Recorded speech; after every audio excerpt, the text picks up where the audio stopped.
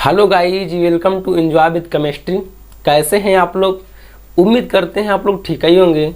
आज हम सीखने वाले हैं तुल्यांकी भार, यानी हम लोग सीखने वाले हैं तुल्यांकी भार को कैसे ज्ञात करते हैं। फाइंड द इक्विवेलेंट मास, यानी किसी यौगिक का, किसी अम्ल का, किसी क्षार का, किसी आयन का, किसी तत्व का कैसे ज्ञात करते हैं तुल्यांकी भार। आज के लेक्चर में हम वो सीखने वाले हैं। गाइज, आप लोग को पीछे के लेक्चर में सिखा चुका हूँ कि कैसे किसी एलिमेंट का मॉलिक्यूलर मास को कैसे ज्ञात करते हैं। पूरी डिटेल में मैं डिस्कस किया था इसके पीछे के लेक्चर में, लेकिन आज हम वो सीखने वाले हैं किसी एलिमेंट का, किसी एसिड का, किसी बेस का, किसी आयन का कैसे ज्ञात करते हैं इक्विवेलेंट मास। तो चलिए गाइज शुरुआत करते हैं। गाइज, आपको पता है जो हमारा इक्विवेलेंट होता है ना, ये गाइज पूरा डिपेंड करता है कि यौगिक, अम्ल, क्षार, आयन, तत्व के मास नंबर पर, उनके मास नंबर पर, उसमें उपस्थित जो एलिमेंट होते हैं उनके मास नंबर पर डिपेंड करता है। अगर आपको इनको सीखना है तुल्यांकी भार को, तो यह सीखने से पहले सबसे पहले आपको अणुभार आना चाहिए। किसी भी तत्व का, किसी यौगिक का आपको अणुभार निकालना आना चाहिए। कैसे अम्ल का, क्षार का, आयन का कैसे हम अणुभार निकालते हैं, तो गाइस सबसे पहले आपको यह आना चाहिए। और इसके बारे में मैंने चर्चा पीछे के लेक्चर में डिस्कस किया था, पिछले मतलब सोमवार को मैं डिस्कस किया था। और आज हम लोग सीखने वाले हैं तुल्यांकी भार। तो चलिए गाइज, आज पहले हम लोग क्या सीखेंगे पहले एलिमेंट का सीखने वाले हैं तुल्यांकी भार, और एसिड का और बेस का और आयन का और साल्ट का। तो देखिए गाइस, हम लोग आज 5 चीज का सीखने वाले हैं तुल्यांकी भार। एलिमेंट का, एसिड का, बेस का, आयन का और साल्ट का, यानी तत्व का, अम्ल का, क्षार का, आयन का और लवण का हम लोग तुल्यांकी भार पूरे डिटेल में डिस्कस करने वाले हैं। तो प्लीज़ आप लोग मेरे वीडियो के अंत तक बने रहिएगा। हमें उम्मीद है कि आप लोग को बहुत कम समय में और अच्छे से अच्छे तरीके में मैं समझाने का मैं बिल्कुल प्रयास करूंगा।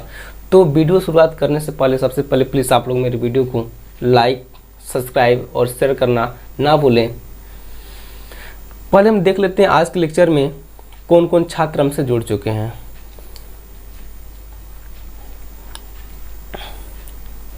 देखिए, सबसे पहले हमसे जुड़ चुकी हैं पूजा गुप्ता, अरविंद भारती, विवेक निषाद, अंकिता राय, खुशबू पासवान, राहुल सिंह, काजल सिंह, अर्चना सिंह, विपिन निषाद और अन्य बच्चों ने हमसे जुड़ चुके हैं। सभी बच्चों को गुड इवनिंग, सबको गुड इवनिंग। चलिए बच्चों, शुरुआत करते हैं। तो देखिए गाइज, हम पहले आपको ये बताऊंगा कि तुल्यांकी भार कैसे निकालते हैं। तो देखिए, पहले हम बताने वाले गाइज एलिमेंट का तुल्यांकी भार। तो चलिए शुरुआत करते हैं। देखिए गाइज, जितना हमारे एलिमेंट होते हैं ना, तो सभी किसी न किसी सभी एलिमेंटों का अपना धनायन होता है और अपना ऋणायन होता है। आप लोग जानते हो गाइज कि सभी एलिमेंट, जितना भी एलिमेंट होते हैं वो इलेक्ट्रॉन त्यागते हैं या ग्रहण करते हैं, है कि नहीं। तो यदि कोई एलिमेंट इलेक्ट्रॉन त्यागता है, यदि कोई एलिमेंट इलेक्ट्रॉन त्यागता है तो उस पर ऋणायन आता है। यदि कोई एलिमेंट इलेक्ट्रॉन ग्रहण करता है, यदि कोई एलिमेंट इलेक्ट्रॉन त्यागता है तो उस पर धनायन आता है। यदि कोई एलिमेंट इलेक्ट्रॉन ग्रहण करता है तो उस पर ऋणायन आता है। तो देखिए गाइज, हम सीखने वाले एलिमेंट का तुल्यांकी भार, इसका फार्मूला क्या होता है गाइज? तत्व का तुल्यांकी भार बराबर होता है गाइज तत्व का भार बटे तत्व का संयोजकता, तत्व का संयोजकता होता है। यह फार्मूला होता है तत्व का तुल्यांकी भार निकालने का। तो देखिए गाइस, मैं निकाल के बताता हूँ। अगर जिस भी स्टूडेंट को यह समझना है एकदम आसानी पूर्वक तुल्यांकी भार को, तो पीछे हमारे वीडियो दे चुका हूँ कि अणुभार निकालने का, तो प्लीज़ आप लोग वीडियो को देख कर ही इस वीडियो को आप सीखें ताकि आपको कोई प्रॉब्लम क्रिएट ना हो। तो तत्व का भार, सपोज करिए आपसे मैं कह दूं कि हमारा ऑक्सीजन है, नाइट्रोजन है, सल्फर है,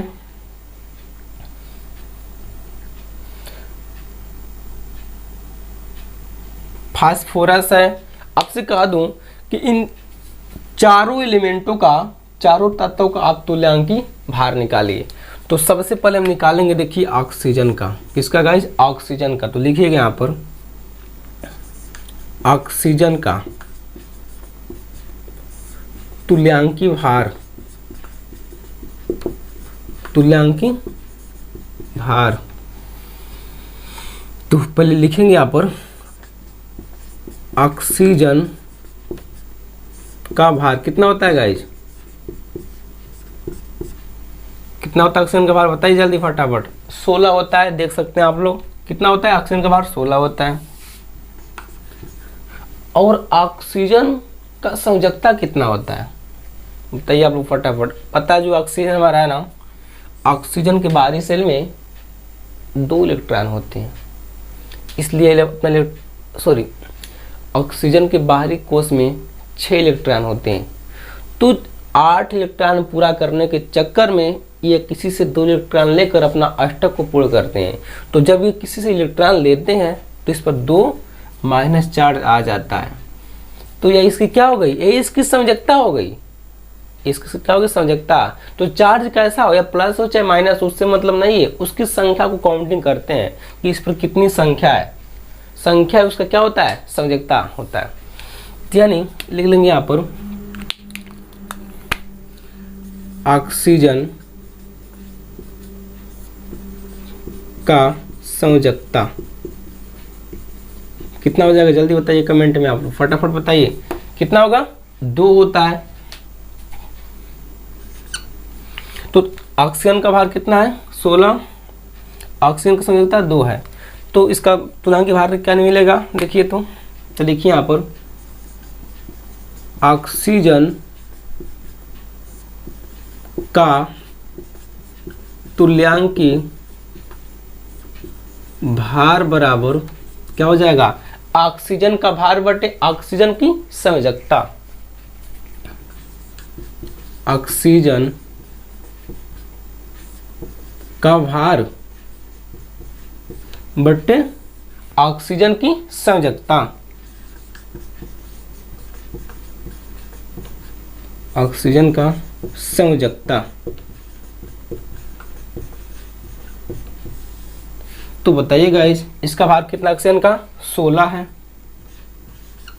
इसकी संयोजकता कितना है? कितना है जल्दी बताइए? 2 है। तो भाग करिए, यानी आपको मिलेगा इसका तुल्यांकी भार कितना मिलेगा? 8 मिलेगा। तो गाइस ये रहा ऑक्सीजन का क्या?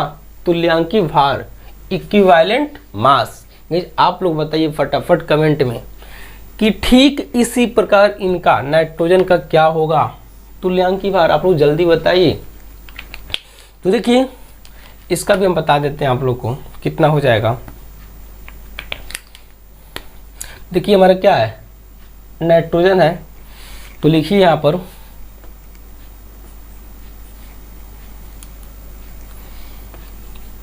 नाइट्रोजन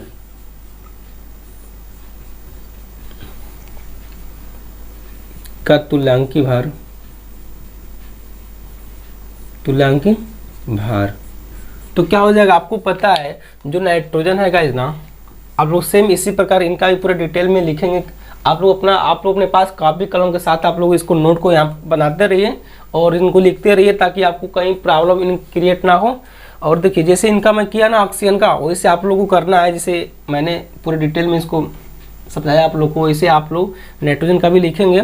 जैसे कि ऑक्सीजन का, नाइट्रोजन का तुल्यांकी भार, तो नीचे लिखेंगे नाइट्रोजन का भार बराबर कितना होता है 14 होता है नाइट्रोजन का भार। फिर नाइट्रोजन का संयोजकता क्या हो जाएगा 3 होता है। देखिए इसकी संयोजकता कितना, नाइट्रोजन का संयोजकता 3 होता है। कैसे होता है 3?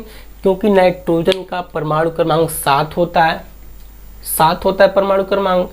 तो इनकी बाहरी सेल में इलेक्ट्रॉन कितने होते हैं 5 होते हैं। जब 5 होते हैं तो ये अपना अष्टक पूर्ण करने के लिए, अपना अष्टक पूर्ण करने के लिए यानी अपनी बाहरी सेल में 8 इलेक्ट्रॉन पूरा करने के लिए ये क्या करते हैं, किसी एलिमेंट से अपना 3 इलेक्ट्रॉन लेते हैं।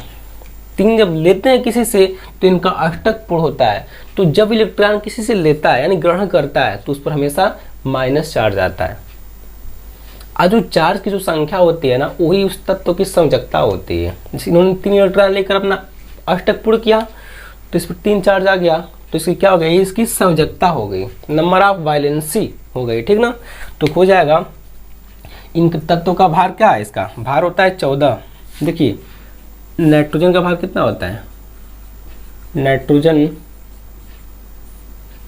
का भार बराबर होता है 14 और नाइट्रोजन का संयोजकता कितना होता है गाइस, जल्दी बताइए आप लोग। बैलेंसी प्लस में माइनस में उससे कोई मतलब नहीं है, उसकी संख्या से मतलब है। कितना होता है 3 होता है। तो तुल्यांकी भार क्या हो जाएगा, तुल्यांकी भार हो जाएगा क्या होगा, भार इनका भार बटे तुल्यांकी भार बटे संयोजकता, यानी कितना भार है हमारा 14 भाग करेंगे किसमें 3 से।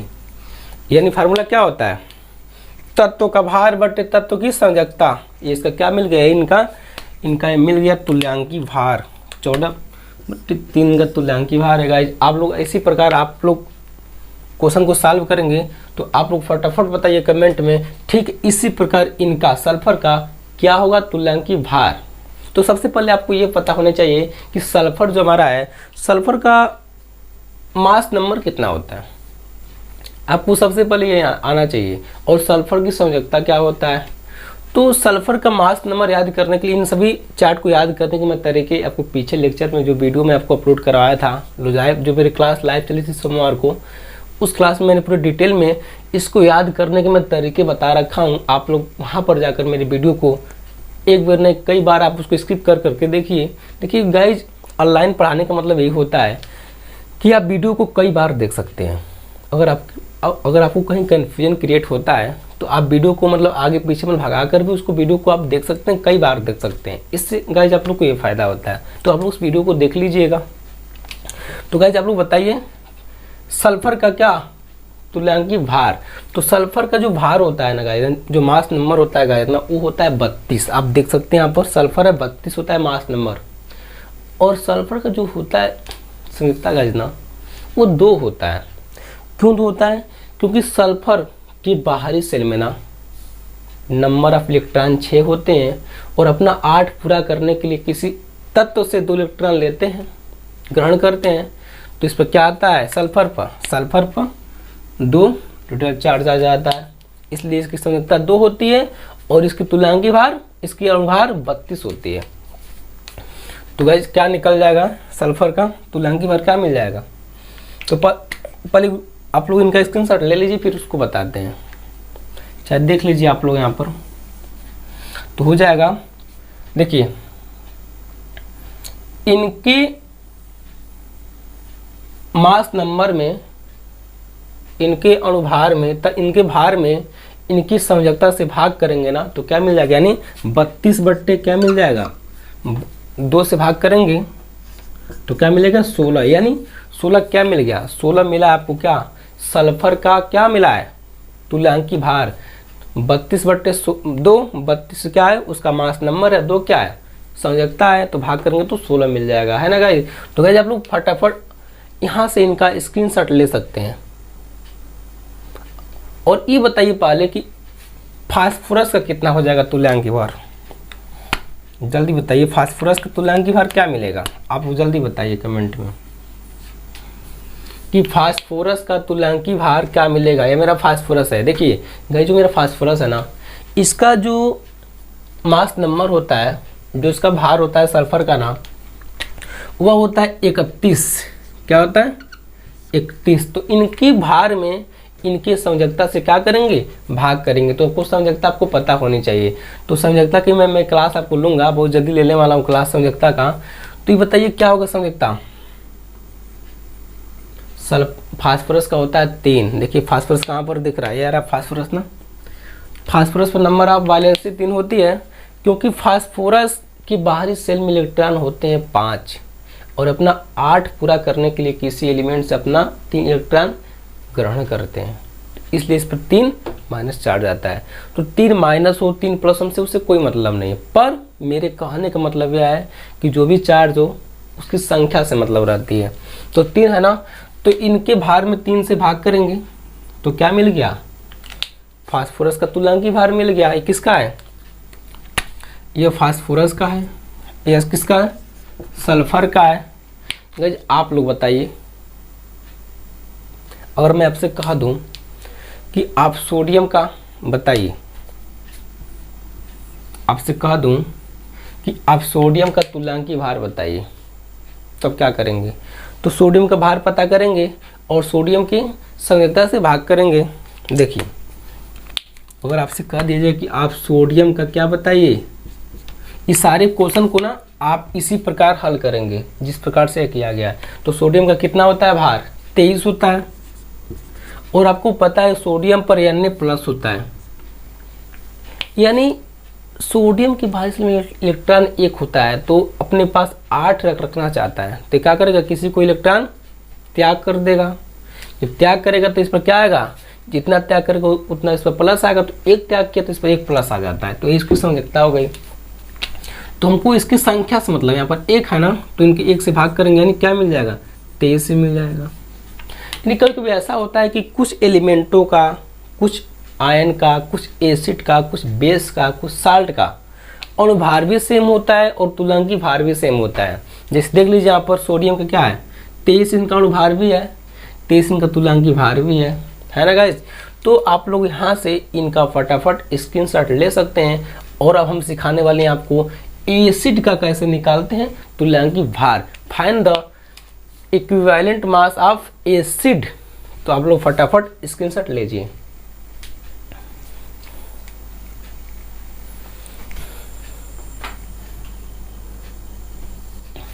तो चलिए गाइज, अब हम सीखने वाले हैं एसिड का यानी क्षार का तुल्यांकी भार कैसे निकालते हैं। तो चलिए गाइज शुरुआत करते हैं।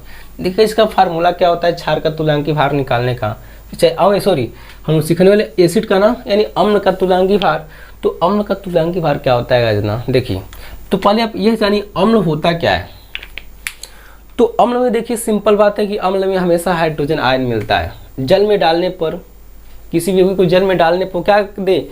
1 या 1 से अधिक क्या दे? H+ आयन दे। जिस देख लीजिए, पहले आप बेसिक समझिए इसके बारे में। एसिड के तुल्यांकी भार को समझने से पहले आप पहले यह समझिए कि एसिड होता क्या है। देखिए एसिड में खास बात क्या है, हमेशा इसमें हाइड्रोजन आयन होता है। क्या होता है गाइज? हाइड्रोजन आयन हमेशा एसिड में होता है। ये इसमें खास बात है।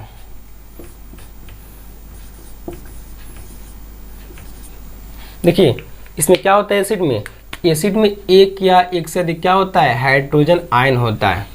पहले आपको ये समझाना पड़ेगा कैसे पहचानेंगे एसिड है, कैसे पहचानेंगे बेस है। तो आपको इसमें यह पहचानना पड़ेगा कि एसिड होगा तो इसमें जल में डालने पर इसमें 1 या 1 से अधिक क्या देगा? H+ आयन देगा। देखिए यहाँ पर H+ Cl-, यहाँ देखिए यहाँ पर 2H है, SO4 है, तो 2H कर लेंगे, 2H++ SO4 पर डबल माइनस होता है। ऐसे देखिए 3 यहाँ पर है, तो 3H+ PO4 पर 3-।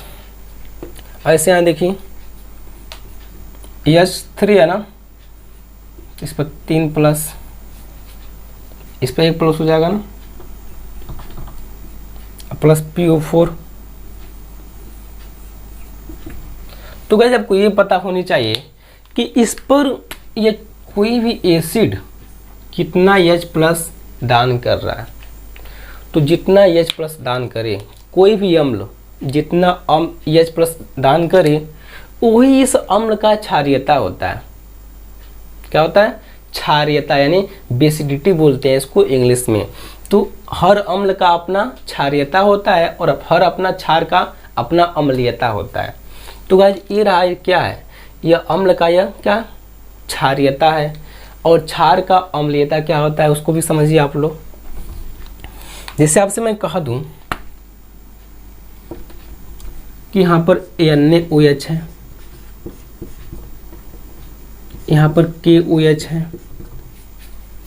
यहाँ पर CaOH का होल ट्वाइज है, यहाँ पर AlOH का होल ट्वाइज है, होल थ्राइज है।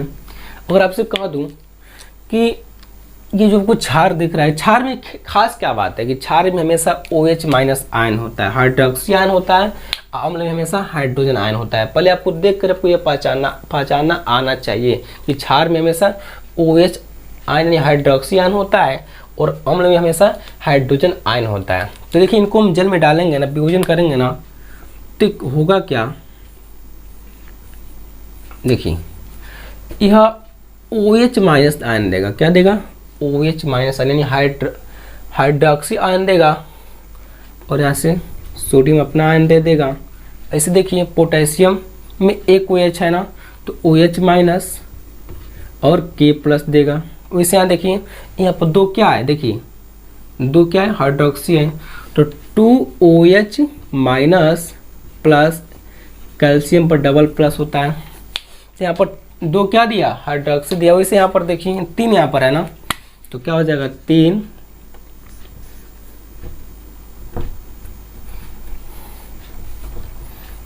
OH माइनस प्लस Al पर 3 प्लस।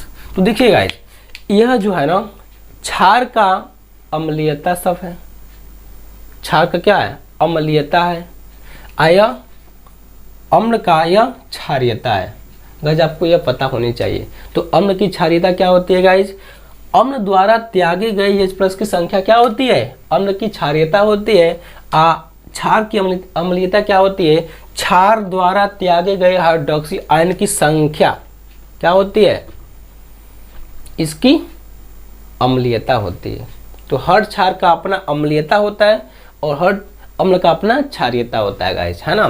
तो इसमें खास क्या बात है कि हमेशा अम्ल में H प्लस आयन निकलता है और क्षार में हमेशा OH माइनस आयन निकलता है गाइस।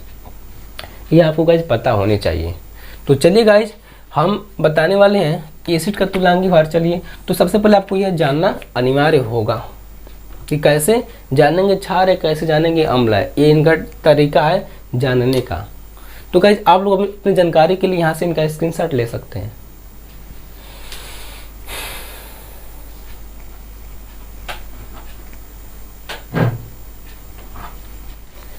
तो चलिए गाइस शुरुआत करते हैं एसिड का तुल्यांकीय भार यानी अम्ल का तुल्यांकीय भार। देखिए गाइस फार्मूला क्या होता है? अम्ल का तुल्यांकीय भार बराबर होता है अम्ल का भार, अम्ल का अणुभार, अम्ल का अणुभार बट्टे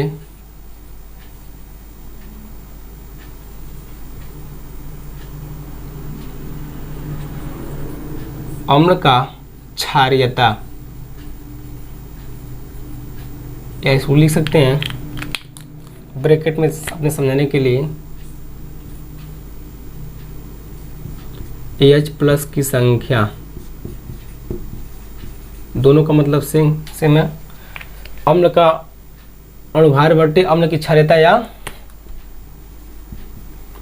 H प्लस की संख्या, बात एक ही है ना गाइस। तो चलिए शुरुआत करते हैं। आपसे मैं कह दूं कि आप NaOH का निकालिए तुल्यांकीय भार, आप H2SO4 का निकालिए तुल्यांकीय भार, आप सॉरी ये तो अम्ल लेना है हमको ना, HCl का निकालिए, H2SO4 का निकालिए और आप निकालिए H3PO4 का निकालिए। तुल्यांकी भार। तो चलिए गाइस इन तीनों का निकाल कर कुछ सिखाते हैं। देखिए हमारे यहाँ अम्ल है ना, तो देखिए तो यहाँ लिखेंगे हम लोग HCl का तुल्यांकी भार। तो क्या हो जाएगा, HCl का अणुभार, HCl का अणुभार होगा ना, बटे HCl का अम्ल, HCl का क्षारीयता, यानी HCl में H+ की संख्या। तो लिख लीजिए यहाँ पर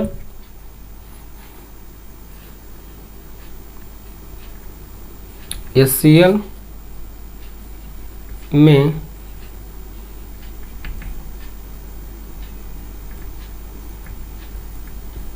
H+ की संख्या या क्षारीयता, या HCl की क्षारीयता। बात एक ही है, ठीक ना। तो देखिए यहाँ पर क्या हो जाएगा, यहाँ लिख सकते हैं HCl का क्षारीयता। बात से मतलब किसी एक को लिख लेंगे, कोई इसमें बहुत बड़ी चीज़ नहीं है। इसका अणुभार क्या होता है HCl का, जल्दी बताइए कमेंट में। आपको HCl का अणुभार कितना होता है, आपको मैं बता चुका हूँ पीछे के लेक्चर में। HCl है तो इसमें हाइड्रोजन का क्या होता है, 1 होता है, और Cl का भार कितना होता है, 35.5 होता है। देख सकते हैं आप लोग 35.5 है। तो क्या हो जाएगा, कुल हो जाएगा आपको 35.5 + 1, यानी कुल कितना हो जाएगा, 36.5 हो जाएगा। क्या हो जाएगा, इसका अणुभार हो जाएगा। तो 36.5 बट्टे क्या हो जाएगा, इसमें कितना H+ है, इसमें 1 है ना, तो बट्टे 1 से भाग करेंगे तो क्या मिलेगा, 36.5। ये क्या मिल गया, यह मिल गया HCl का तुल्यांकी भार। यानी कहने का मतलब क्या है गाइस, यहाँ पर ना HCl का तुल्यांकी भार और HCl का अणुभार दोनों क्या होता है, दोनों सेम होता है। देख सकते हैं आप लोग। अब तो आपको पहले ही बता दिया हूँ कि कुछ तत्व का, कुछ यौगिक का, कुछ आयन का, कुछ यौगिक का, यानी कुछ एसिड बेस आयन साल्ट का तुल्यांकी भार भी सेम होता है और अणुभार भी सेम होता है। जैसे देख सकते हैं आप यहाँ पर। वैसे देखिए यहाँ पर, इसको देखिए थोड़ा सा आप लोग, तो इसको देखिए, इनका मैं निकाल रहा हूँ H2SO4 का तुल्यांकी भार, तुल्यांकी भार। तो क्या हो जाएगा, H2SO4 का भार बट्टे H2SO4 का क्षारीयता। क्षारीयता मतलब हुआ कि यह अम्ल कितना H+ आयन दे रहा है, उसकी संख्या इसकी क्षारीयता का हो जाएगी। ठीक, तो देखिए क्या हो जाएगा गाइस। अब बताइए आप लोग फटाफट कमेंट में, ये जो मेरा सल्फ्यूरिक अम्ल है ना, H2 जो मेरा SO4 है ना, इसका क्या होगा अणुभार, आपको मैं पीछे लेक्चर में बता चुका था। देखिए मैं इसका निकाल को बता रहा हूँ। इसमें देखिए, इसमें 2 क्या है, हमारा हाइड्रोजन परमाणु है ना, तो हाइड्रोजन का 1 होता है, इसमें 2 है। तो क्या हो जाएगा, 1 × 2 प्लस कर लेंगे। सल्फर का कितना होता है, 32 होता है, तो प्लस 32 कर लेंगे, प्लस इसमें कितना है, ऑक्सीजन 4 है ना, तो ऑक्सीजन का भार कितना होता है, 16 होता है। तो इसमें 4 से मल्टीप्लाई करेंगे, गुणा करेंगे, तो हो जाएगा 4 × 16, यानी 2 + 32 + 64, यानी आपको मिल जाएगा कुल 98। क्या मिलेगा आपको, 98 मिलेगा। आप ऐसे ऐड कर सकते हैं, देख लीजिए आप लोग आसानी से। 64 यह हो जाएगा और 34 यह हो जाएगा। देखिए तो 8 या 9 कितना मिला, 98 मिल गया। क्या, सल्फ्यूरिक एसिड यानी H2SO4 का भार क्या मिला, 98 मिला है। देखिए आप लोग 98, अब किससे भाग करेंगे, यह H2SO4 है ना, कितना H+ की संख्या दान कर रहा है, यह H+ कितना दान कर रहा है, उसी से भाग करेंगे। यानी हर इस एसिड का अपना बेसिडिटी होता है, जितना H+ दान करेगा वो इसकी बेसिडिटी होता है, वो इसकी क्षारीयता होता है। तो आपको पता है इसमें 2 क्या है, हाइड्रोजन आयन इसमें दिख रहा है, तो 2 क्या करेगा, त्याग करेगा, तो क्या हो, इसका 2 क्षारीयता मिलेगा। तो इसमें 2 से भाग करेंगे, क्योंकि ये 2 H+ आयन देगा, तो क्या मिलेगा, 49 मिलेगा। कितना मिलेगा, 49 मिल गया। क्या 49 मिल गया, H2SO4 का तुल्यांकी भार। गाइस आप लोग फटाफट बताइए कमेंट में। ठीक इसी प्रकार इनका H3PO4 का क्या होगा तुल्यांकी भार, आप लोग जल्दी बताइए कमेंट में। तो देखिए आपको मैं बता ही देता हूँ तुल्यांकी भार क्या हो जाएगा, आप लोग निकाल लीजिए यहाँ से। देखिए इनका जो तुल्यांकी भार हो जाएगा ना H3PO4 का क्या हो जाएगा। देखिए आपको पता है H3PO4 में 3 क्या है, हमारा H प्लस निकलेगा आयन, इसमें 3 क्या निकलेगा H प्लस आयन। देखिए क्योंकि इसमें 3 क्या H3PO4 इनको जल में डालेंगे तो सिंपल बात है 3 H प्लस आयन देंगे, और क्या होगा इस अम्ल का क्षारीयता होगा, बेसिडिटी हो जाएगा। तो पहले इसका अनुभार आप निकालिए, इसके अनुभार में किससे भाग करेंगे, इसके क्षारीयता से भाग करेंगे, यानी इसमें उपस्थित H प्लस आयनों की संख्या से भाग करेंगे। तो भाग करिए आप लोग जल्दी फटाफट। इसमें देखिए इसमें 3 क्या हमारा है, 3 हमारा क्या इसमें हाइड्रोजन है, तो 3 प्लस इसमें कितना है फास्फोरस 1 है ना, कितना होता है फास्फोरस का भार 31, तो 31 हो जाएगा, प्लस लगा लेंगे। 3 कहाँ से आ गए, क्योंकि इसमें 3 क्या है हाइड्रोजन है ना, तो 1 हाइड्रोजन का 1 होता है, 3 का 3 हो जाएगा। पी इसमें फास्फोरस का भी 31 होता है, इसमें कितने ऑक्सीजन 4 है ना, तो होता है 16 ऑक्सीजन का, तो 4 है ना, तो 16 चौक 64। अब टोटल को जोड़ लेंगे, आज जोड़ के इसमें किससे भाग करेंगे, इसमें भाग करेंगे 3 से भाग करेंगे। क्यों, क्योंकि इसमें 3 क्या है H प्लस आयन है। तो हमारा क्या मिल गया, ये हमारा H3PO4 का हमारा मिल गया तुल्यांकी भार। तो गाइज आप लोग यहाँ से इनका फटाफट स्क्रीनशॉट ले सकते हैं, और हम अब वो सीखने वाले हैं बेस का तुल्यांकी भार हम लोग सीखने वाले हैं। तो गाइज आप लोग फटाफट स्क्रीनशॉट ले सकते हैं।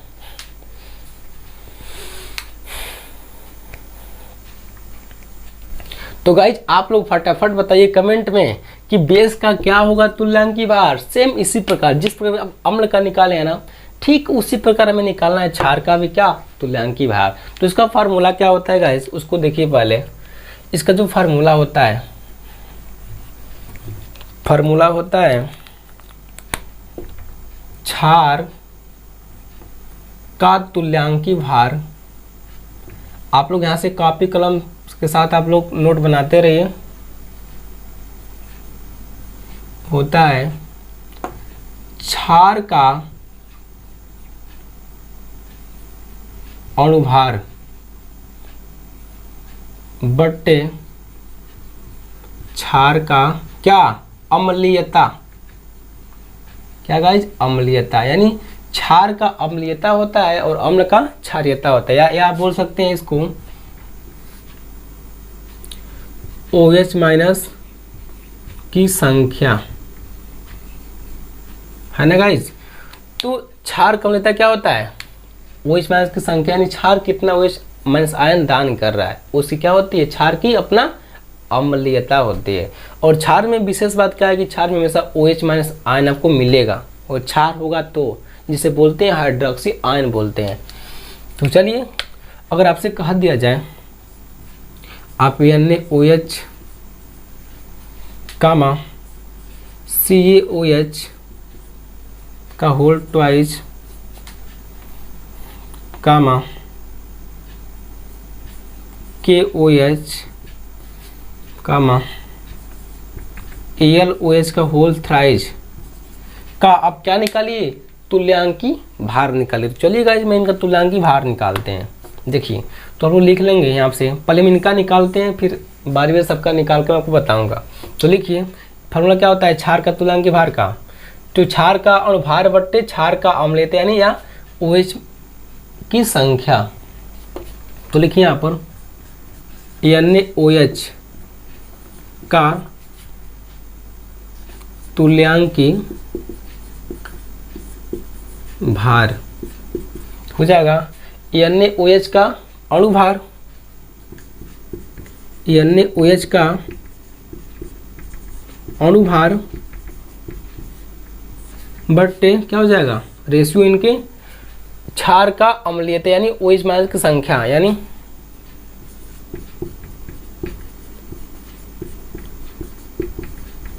संख्या, क्षार में उपस्थित OH माइनस की संख्या।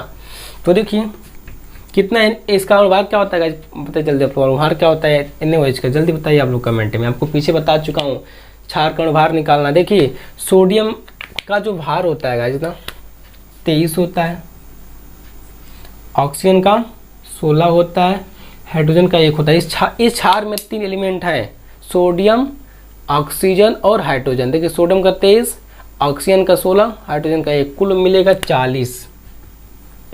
40 का मिलेगा, 40 मिलेगा।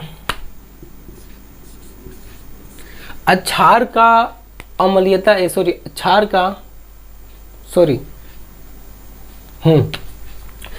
का अम्लीयता क्या हो जाएगा, क्षार का अम्लीयता क्या हो जाएगा गाइस, 1 हो जाएगा। क्यों? क्योंकि जो क्षार है गाइस ना एक ही दान करेगा। देखिए इनको जल में डालने पर ना एक क्या देगा, 1 दे सकता है या OH माइनस ही देगा, क्योंकि इसके पास एक ही OH है, एक ही हाइड्रोक्सी आयन है, तो जल में डालने पर 1 देगा। तो इसके संख्या से भाग करेंगे किसमें, इनके अनुभार में, तो 1 है तो यानी कुल मिल जाएगा आपको 40 ही मिल जाएगा। यानी कहने का मतलब क्या है, देख सकते हैं आप लोग कि NaOH का तुल्यांकी भार भी 40 होता है और अणुभार भी 40 होता है ना। ये निकालने का तरीका है। अब गाइज आप लोग बताइए कमेंट में कि CaOH का होल ट्वाइस का कैसे निकालेंगे, तुल्यांकी भार और कितना होगा। तो चलिए गाइज हम इनको बताता हूँ।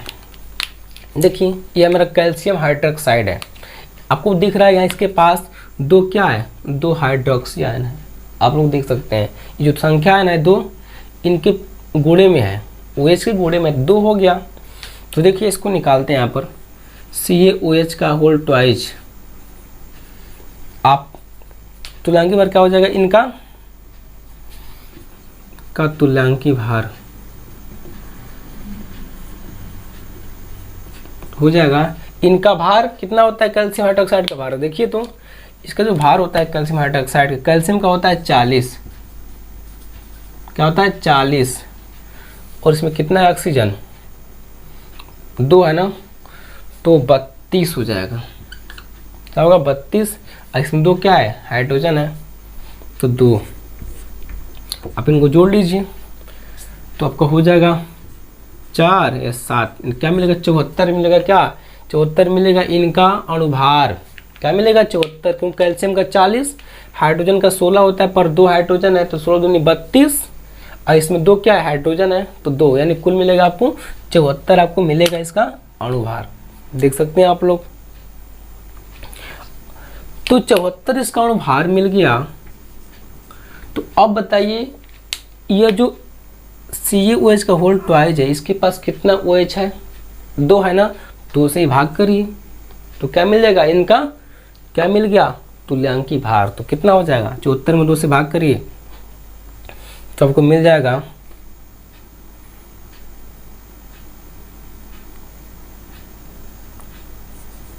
37, क्या मिलेगा 37 आपको मिल जाएगा इसका तुल्यांकी भार। तो गाइज आप लोग बताइए फटाफट कमेंट में, ठीक इसी प्रकार इनका क्या होगा तुल्यांकी भार, जल्दी बताइए कमेंट में आप लोग। तो देखिए गाइज इसको भी बता देता हूँ, आप जिस प्रकार इन्हें हम बताए हैं पूरे डिटेल में लिख कर, उसी प्रकार आप कॉपी पर अपने इन्हें भी डिटेल में ऐसे लिख कर इनको सॉल्व करेंगे। अब देखिए अगला मैं बता रहा हूँ KaOH का, देखिए KaOH का तुल्यांकी भार,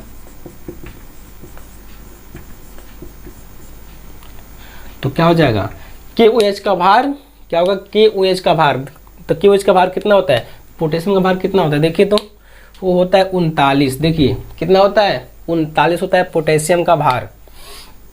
तो 39 प्लस इसमें क्या है ऑक्सीजन भी इसमें है ना 16 प्लस 1, इसमें किससे भाग करेंगे 1 से, क्योंकि जो KaOH है ना एक ही दान करेगा OH माइनस। देख सकते हैं आप लोग इसके पास एक ही है, तो क्या मिल गया इनका तुल्यांकी भार निकल गया। आप लोग यहाँ से इनका तुल्यांकी भार निकाल लीजिए। अब लोग बताइए कमेंट में फटाफट, इसी प्रकार एल्युमिनियम हाइड्रोक्साइड का तुल्यांकी भार क्या होगा। देखिए तो अणुभार में भाग करेंगे किसके, इस क्षार के अम्लीयता से, इस क्षार में OH मान की संख्या से भाग करेंगे तो इस क्षार का तुल्यांकी भार आसानी से निकल जाएगा। इसमें देखिए 3 क्या है, OH की संख्या है, देख सकते हैं आप लोग। तो इसका अणुभार में 3 से भाग करेंगे तो आराम से मिल जाएगा, आसानी पूर्वक मिल जाएगा इसका तुल्यांकी भार। और अणुभार निकालने का तरीका बच्चों ना पीछे के लेक्चर में पूरा डिटेल में आपको बता रखा हूँ। आप लोग पीछे जाकर मेरे वीडियो को उसको देख लीजिए, स्किप करके देख लीजिएगा, आपको बहुत आसानी पूर्वक समझ आ जाएगा अणुभार निकालना। कई को पता है कि केमिस्ट्री का हर एक पॉइंट एक दूसरे पॉइंट से लिंक होता है। अगर आप उस क्लास को अटेंड नहीं करेंगे तो आपको यह क्लास समझ नहीं आएगा, इसलिए आप उस क्लास को अटेंड करके इस क्लास को अटेंड करें। ये हमारी वीडियो यूट्यूब पर अपलोड भी हो जाएगा, तो आप लोग वहाँ से उसको जाकर देख सकते हैं। और इस अणुभार का मैं लिंक इस वीडियो के डिस्क्रिप्शन बॉक्स में डाल दूंगा, आप लोग वहाँ से देख सकते हैं। तो देखिए इसका निकालते हैं AlOH का होल 3, इसका क्या मिलेगा अणुभार, इसका तुल्यांकी भार क्या मिलेगा जल्दी बताइए आप लोग फटाफट। तो इनका अणुभार में भाग करेंगे इनके OH की संख्या से। तो इसमें एल्युमिनियम कितना है, 1 है ना, तो कितना होता है एल्युमिनियम का भार बताइए जल्दी फटाफट आप लोग। एल्युमिनियम का होता है 27, इस लिस्ट में नहीं है, पर एल्युमिनियम का होता है क्या 27 होता है। क्या होता है 27, इसका भार होता है। तो 27 प्लस लगा लेंगे, इसमें कितना OH है 3 है ना, तो होता है 16, तो 16 तियाँ 48, 3 क्या है हाइड्रोजन प्लस 3। अब भाग करेंगे किसमें, इसमें हम 3 से भाग करेंगे तो क्या मिल गया, इनका तुल्यांकी भार मिल गया। तो गाइज आप लोग यहाँ से इनका फटाफट स्क्रीनशॉट ले सकते हैं। और एक और क्या खास बात कि जिस प्रकार से मैं इनका लिख कर पूरा क्वेश्चन को सॉल्व किया, उसी प्रकार आप सभी क्वेश्चन को इसी प्रकार लिख कर एकदम डिटेल में आप क्वेश्चन को सॉल्व करेंगे और नोट आप बेहतरीन नोट बनाएंगे। तो आप लोग यहाँ से इनका स्क्रीनशॉट ले सकते हैं।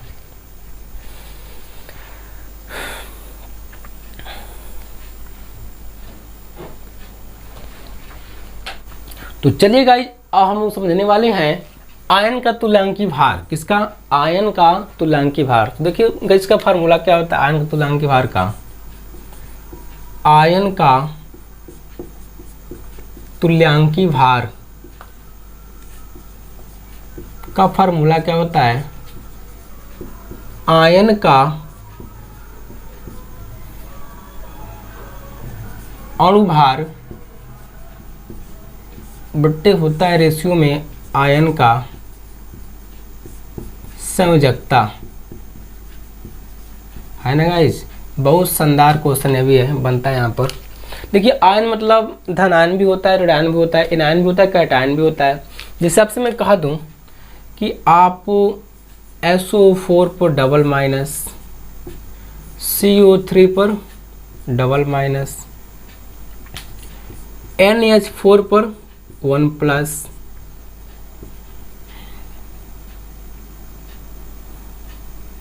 ऐसे और ले लीजिए आप लोग HCO3 पर 1 माइनस का आप क्या निकालिए, तुल्यांकी भार निकालिए।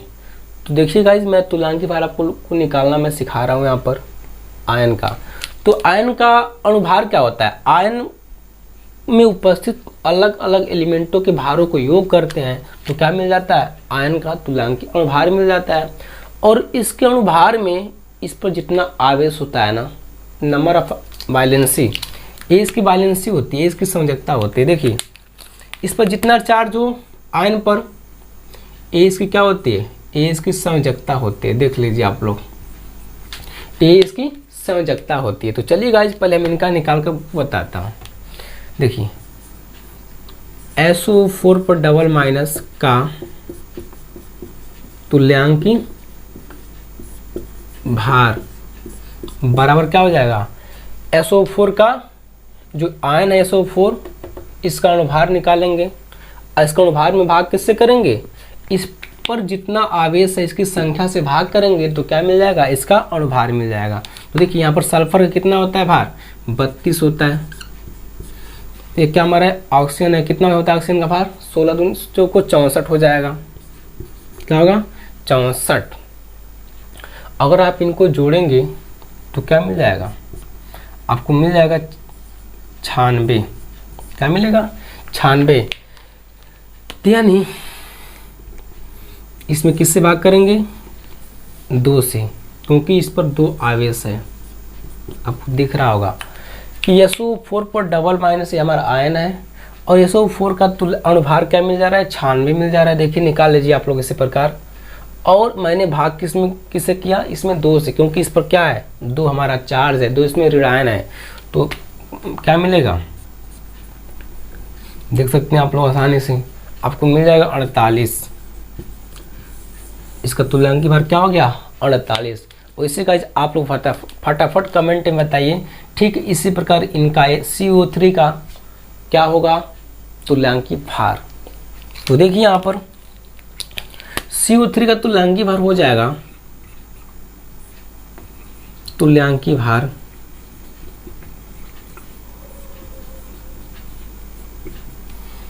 CO3 का भार, CO3 का अणुभार बट्टे CO3 पर उपस्थित आवेशों की संख्या। देखिए पहले इसका भार निकाल लीजिए। इसका भार क्या मिल जाएगा? इसका भार मिल जाएगा, कार्बन का 12 होता है, इसमें 3 क्या है? ऑक्सीजन है, तो क्या हो जाएगा? 48 हो जाएगा। 16 तिहाई 48।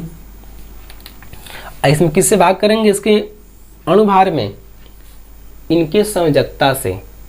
इस पर कितना है संयोजकता? 2 है, 2 से भाग करिए तो आपको मिल जाएगा, इनको जोड़ने पर मिलेगा आपको 60 मिलेगा। क्या मिलेगा? 60 मिलेगा। 2 से भाग करेंगे तो 30 मिल जाएगा। यानी देखिए इनका जो तुल्यांकी भार मिला है 30 मिला है और इनका अणुभार क्या मिला है? 60 मिला है और इनका संयोजकता क्या होता है? 2 होता है गाइस।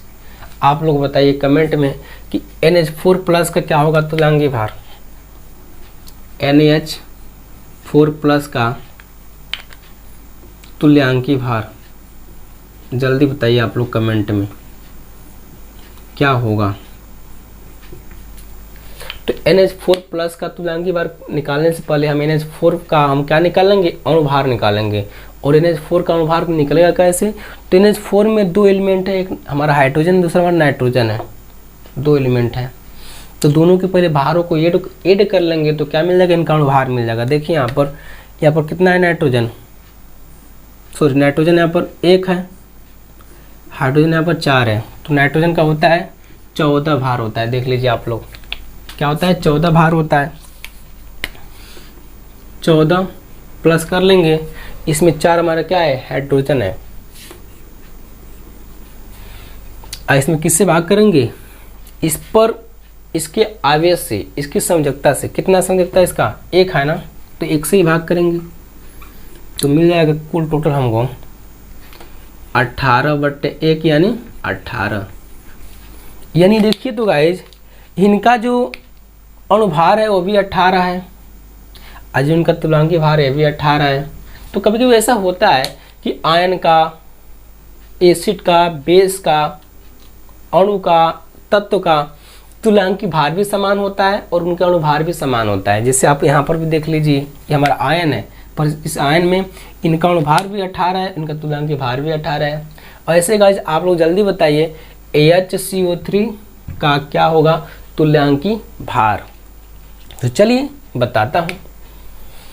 HCO3 पर मोल माइनस का तुल्यांकी भार, तुल्यांकी भार तो क्या मिल जाएगा? देखिए यहाँ पर HCO3 का भार, इसमें 1 हमारा क्या है? हाइड्रोजन है, तो हाइड्रोजन का 1 होता है। इसमें कार्बन 1 है तो कार्बन का 12 होता है भार, प्लस कर लेंगे। इसमें 3 हमारा क्या है? 3 हमारा ऑक्सीजन है, तो कितना होता है? ऑक्सीजन का 16 होता है, तो 16 तिहाई 48। इसमें भाग करेंगे किससे? 1 से, क्योंकि यहाँ पर बैलेंसी क्या है? इसका 1 है, इसे समझता है। देखिए अब इसका 1 है तो 1 से भाग करेंगे, इनको जोड़िए आपको मिलेगा 48 12 60 61 मिल जाएगा। 61/1 यानी 61। यानी HCO3 का तुल्यांकी भार क्या मिल गया? 61 मिल गया गाइस। ये रहा मतलब निकालने का तरीका है किसका? आयन का तुल्यांकी भार। तो गाइस आप लोग यहाँ से इनका स्क्रीनशॉट ले सकते हैं अब हम लोग समझने वाले हैं क्या, साल्ट का तुल्यांकी भार। किसका गाइज, साल्ट का तुल्यांकी भार कैसे निकालते हैं गाइज। तो जिस भी स्टूडेंट को आयन का तुल्यांकी भार पता होगा वो आसानी से साल्ट का तुल्यांकी भार निकाल सकता है। तो गाइज आप लोग यहाँ से फटाफट स्क्रीनशॉट ले सकते हैं।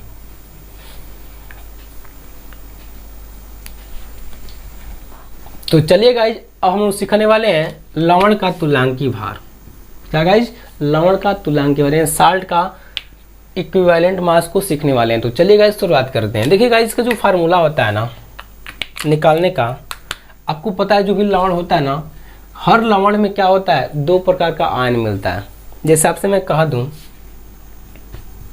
Na2CO3, क्या गाइज Na2CO3 हमारा क्या है, हमारा लवण है। आपसे कह दूं कि इस लवण का तुल्यांकी भार क्या होगा, तो देखिए गाइज इसका तुल्यांकी भार क्या हो जाएगा। आपको पता है इस लवण में दो प्रकार का आयन है, एक तो Na+ वाला हमारा है और CO3 पर डबल माइनस वाला आयन। इनको जल में अगर डालेंगे ना इनको, तो इस प्रकार का आपको आयन देखने को मिलेगा। इसमें Na2Na+ मिलेगा और CO3 डबल माइनस मिलेगा। आपको पता है लवण में दो प्रकार का आयन होता है, एक धन आयन दूसरा ऋण आयन होता है। अगर आपसे कह दूं कि लवण का तुल्यांकी भार क्या होगा, तो आप यही बोलेंगे ना कि लवण में उपस्थित धन आयन का तुल्यांकी भार प्लस ऋण आयन का तुल्यांकी भार बोलेंगे, है कि नहीं। तो चलिए इसी बेस पर आपको हम सिखाने वाले हैं इनका तुल्यांकी भार।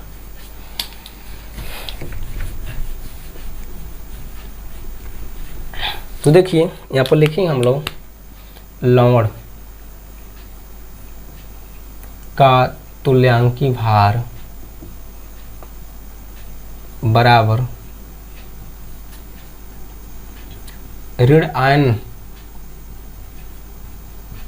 का तुल्यांकी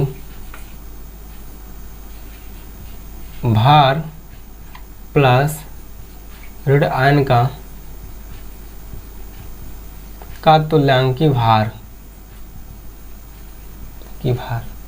तो चलिए गाइज आपको हम इसी बेस पर हम बताने वाले हैं इनका तुल्यांकी भार कैसे निकालते हैं। सपोज करिए गाइज हमारा कोई यौगिक दिया है यहाँ पर Na2CO3 का तुल्यांकी भार पूछ रहा है, तुल्यांकी भार पूछ रहा है क्वेश्चन मार्क।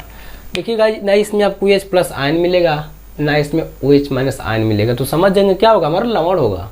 तो इनको पहले हम वियोजन की क्रिया कराएंगे, उनको जल में डालकर उनको दो आयनों में तोड़ेंगे।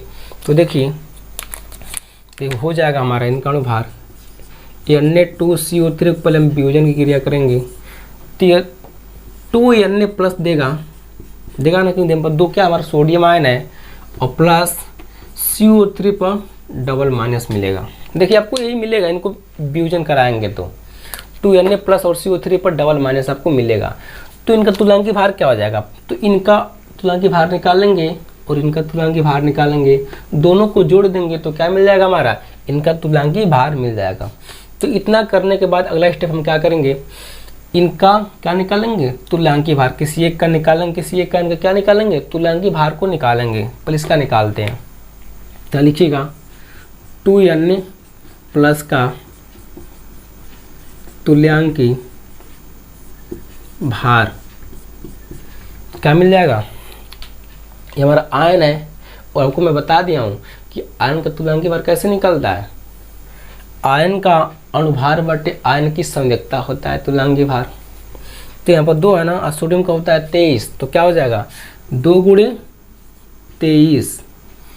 और किससे भाग करेंगे, इस पर 1+ है तो 1 से भाग करेंगे, तो 46/1 यानी क्या मिल जाएगा, 46 मिल गया क्या, 2Na+ का तुल्यांकी भार।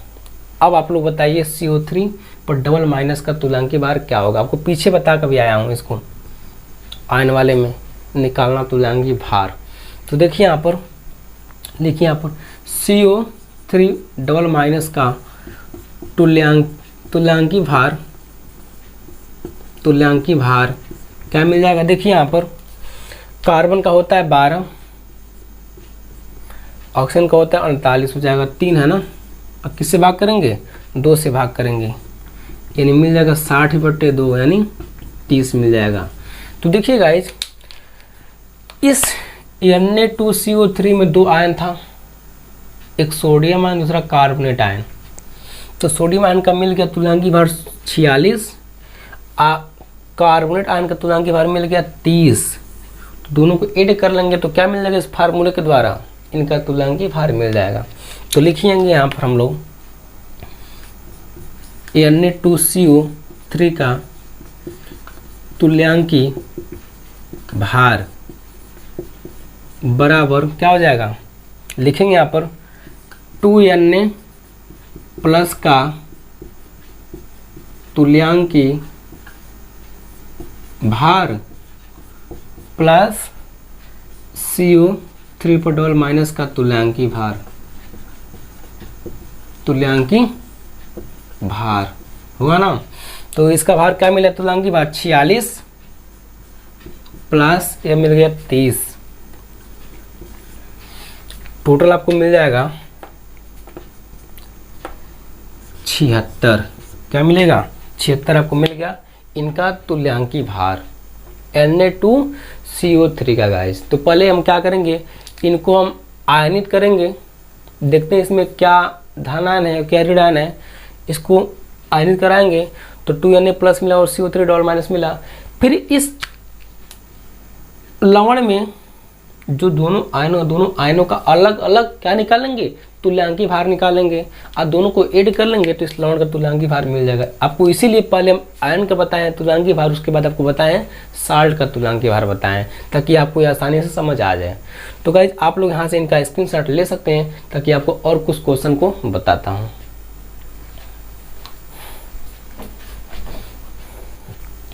तो चलिए गाइज और कुछ एग्जाम्पल को समझते हैं।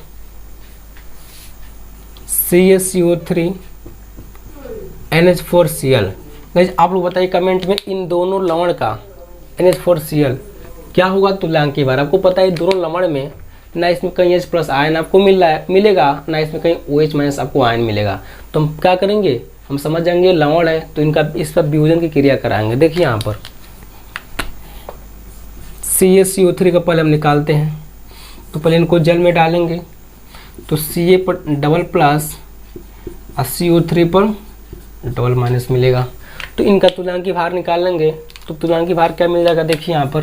तो पर इनका निकालेंगे तुल्यांकी भार ना, इनका निकालेंगे तो लिखेंगे यहाँ पर प्लस का तुल्यांकी भार।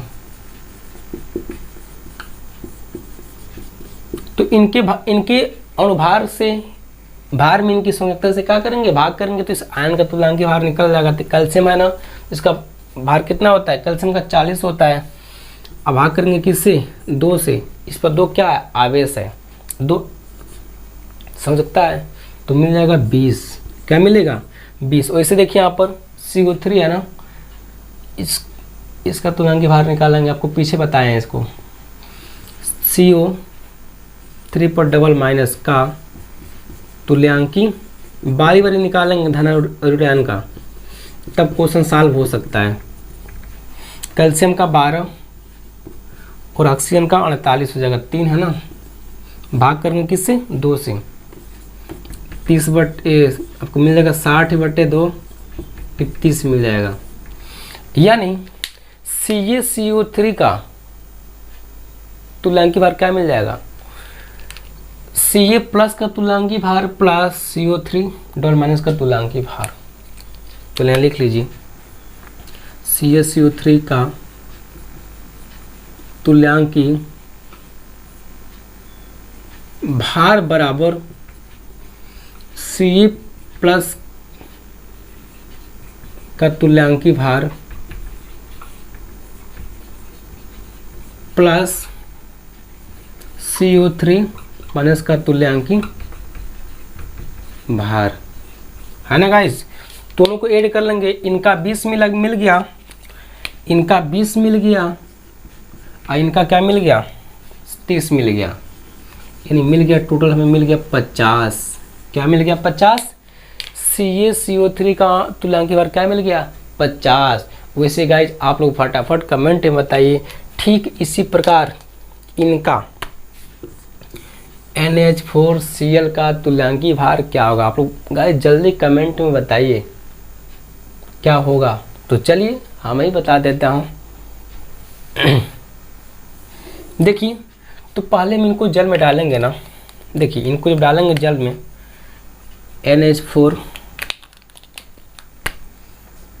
NH4Cl को, तो NH4 प्लस देगा और प्लस Cl माइनस देगा गाइस ना। तो देखिए, अब दोनों के तुल्यांकी भार को क्या करेंगे, ऐड कर लेंगे, आसानी से मिल जाएगा NH4 का तुल्यांकी भार। तो देखिए, तो पहले इनका निकालेंगे फिर इनका निकालेंगे। तो देखिएगा, जब यहाँ पर आपको डायरेक्ट निकाल कर बता रहा हूँ, आप लोग इस जैसे इसको मैं बताया हूँ, आप वैसे इनका भी अपने कॉपी पर नोट करेंगे, बनाएंगे। देखिए, NH4 प्लस है ना, इसका भार कितना होता है, नाइट्रोजन का भार 14 होता है, 14 होता है। इसमें कितना हाइड्रोजन, 4 है ना, तो 4 है। इसमें भाग करेंगे 1 से ना, क्योंकि इस पर 1 क्या है, बैलेंसी है। तो यह मिल गया क्या, इसका तुल्यांकी भार मिल गया। अब प्लस कर लेंगे, कितना होता है Cl का, 35.5 होता है। इसमें भाग करेंगे किससे, 1 से भाग करेंगे, 35.5 होता है इसका भार, देख सकते हैं आप लोग। इसमें भाग करेंगे इसकी संयोजकता से, तो क्या मिल गया, इसका तुल्यांकी भार मिल गया। तो टोटल मिल जाएगा आप लोग को। देखिए, 14 प्लस 4 क्या हो जाएगा, 18 या 35.5, 18 प्लस 35.5 गाइज, क्या मिल गया, इनका तुल्यांकी भार 18 प्लस 35.5 है ना गाइज। तो गाइज, ये रहा तुल्यांकी भार निकालने के तरीके। तो गाइज, यदि आपको हमारे वीडियो अच्छा लगे तो आप लोग मेरे वीडियो को लाइक, सब्सक्राइब और शेयर करना ना भूलें। जिस भी छात्र को कहीं भी समस्या आता हुआ किसी क्वेश्चन को सॉल्व करने पे, तो आप लोग जो हमारा नंबर स्क्रीन पर चल रहा है, आप इस नंबर पर क्वेश्चन का फ़ोटो खींचकर आप सेंड कर सकते हैं। मैं ज़रूर प्रयास करूँगा क्वेश्चन को सॉल्व करके भेजने का। तो पहले गाइज, आप लोग यहाँ से इनका स्क्रीनशॉट ले सकते हैं।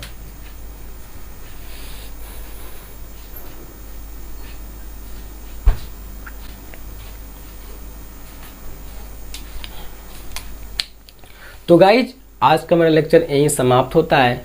गाइज, मिलते हैं अगले लेक्चर में। तो गाइज, सबसे पहले आप लोग से ये रिक्वेस्ट मैं करता हूँ कि प्लीज़ आप लोग को हमारी वीडियो अगर ये अच्छा लगे तो प्लीज़ आप लोग मेरे वीडियो को लाइक, सब्सक्राइब, शेयर करना ना भूलें। मिलते हैं अगले वीडियो में। धन्यवाद।